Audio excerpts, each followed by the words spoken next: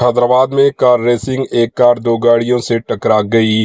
रियासती दारुल हुकूमत शहर हैदराबाद के हाईटेक सिटी में वाक़ नीलोफर कैफ़े के करीब नौजवानों की जानिब से लग्जरी कारों में खतरनाक रेसिंग की गई। नौजवानों ने निहायती तेज़ रफ्तारी से ड्राइविंग करते हुए सड़क पर खतरनाक स्टंट किए, जिससे इलाके में काफ़ी हलचल पैदा हो गई। इसी दौरान एक गाड़ी बेकाबू होकर पार की गई, दो गाड़ियों से टकरा गई। ड्राइवर मौके से फरार हो गया, जबकि पुलिस इत्तला के बाद वहां पहुंची। Bureau report, H news.